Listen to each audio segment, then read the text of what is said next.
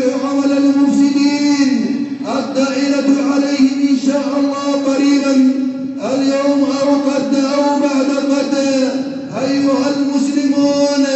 لذلك أحبتهم أمريكا واليهود، وقالوا كما جاءت في الصحف أن السفينة الأمريكية قالت: أما الحوثيون فليس منهم علينا ضرر. هذه شهادة منها لأنهم الذين يربونهم. ولا يستبعد أن هناك من الأمريكيين من يشارك معهم باسم إيران، فقد وجدوا الإيرانيين مع الحوثيين. فنحن نقول لليمنيين حكومة وشعبا أن فعدا ليست بيد الحوثيين فقط، بل هي محتلة من قبل إيران باسم الحوثيين. أيها المسلمون، لو أن هذا حصل تهجير لجماعة من الشيعة لقامت دولة رفض إيران دمرها الله سبحانه وتعالى، وما قامت الدنيا وما قعدتها، كما حصل لما حارب الرئيس السابق جزاه الله خيرا وأصلحه الله لما حارب الحوثيين قامت عليه الدنيا. ولا يستبعد أن الثورة وكانوا هم وراءها أن المقصود هذا هو، فقد كانت له مواقف مشرفة. ونحن هناك عند الشيخ الإمام مقبل بن هادي الوادعي رحمه الله تعالى، فقد طلبت أمريكا منه أن يزيل مركز دماج، فقال لهم: لا يمكن هذا، فإن مركز دماج لا يدعو إلى الإرهاب ولا إلى التطرف، فيها شيخ يدعو إلى كتاب الله وإلى سنة رسول الله صلى الله عليه وسلم وإنشاءته، وهذا مدون في الصحف ومسموع أيضا.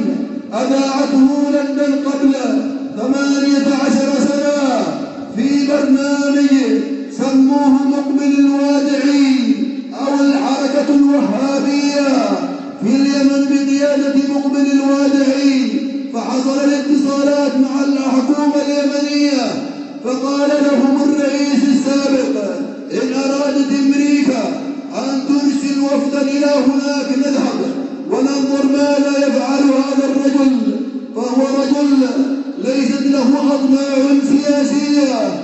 وصدق في ذلك.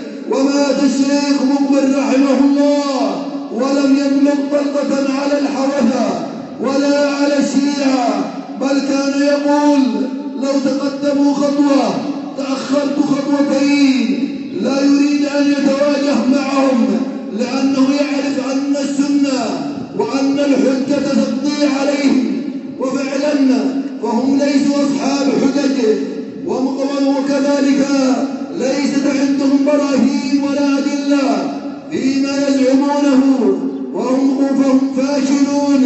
فقارعهم الإمام مقبل الوادعي رحمه الله بالحجج والبراهين، فلم يستطيعوا أن يردوا عليه إلا بالكذب والسب والشتم.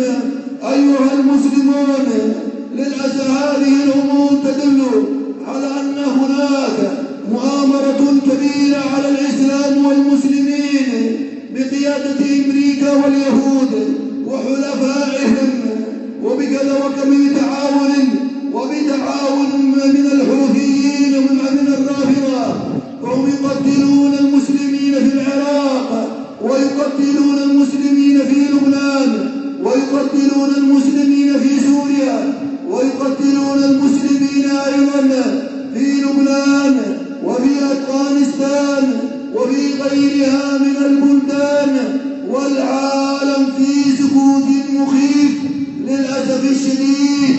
لكن نقول لهؤلاء جميعا: إن الله سبحانه وتعالى سينصر دينه، ولو اجتمعتم كلكم على محاربة السنة فإن سنة رسول الله صلى الله عليه وعلى آله وسلم قائمة باقية إلى أن تقوم الساعة، وأن الدائرة على أعداء السنة.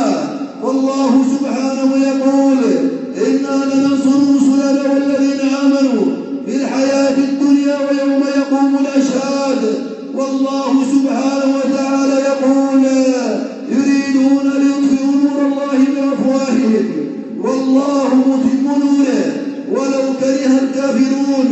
هو الذي أرسل رسوله بالهدى ودين الحق ليظهره على الدين كله ولو كره المشركون.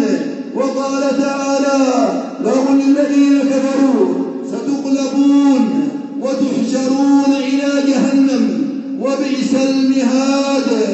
والله سبحانه وتعالى يقول لا يغرنك تقلب الذين كفروا في البلاد متاع قليل ثم مأواهم جهنم.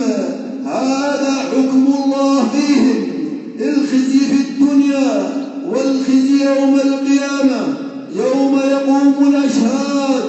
وقد بشر الرسول صلى الله عليه وسلم أن دينه وأن دين الإسلام والسنة والإسلام هو السنة والسنة هي الإسلام ستكون لها ستبلغ ملكها ما بلغ الليل والنهار. فقد قال عليه الصلاة والسلام كما في حديث ثوبان قال إن الله زوال الأرض فرأيت مشارقها ومغاربها وأن أمتي سيبلغ ملكها ما زوي لي منها. رواه مسلم. أي قال عليه الصلاة إن الله زوال الأرض أي جمع للأرض ورأيتها وأن ملك أمتي سيبلغ المشارق والمغارب. وقال عليه الصلاة والسلام لا تقوم الساعة حتى لا تقوم الساعة حتى يخرج رجل من آل بيتي يوافق اسمه اسمي واسم أبيه أبي يملأ الدنيا عدلا وقسطا كما ملئت ظلما وجورا. رواه الإمام أحمد وغيره بإسناد صحيح. وقال في حديث أبي بن كعب قال عليه الصلاة والسلام بشر هذه الأمة بالسنا والرفعة والنصر والتمكين في الأرض فمن عمل منهم عمل الآخرة للدنيا فما له في الآخرة من نصيب. رواه الإمام أحمد وغيره بإسناد صحيح. وقال عليه الصلاة والسلام كما في الصحيحين لا تقوم الساعة حتى تقاتل اليهود فيختبئ اليهود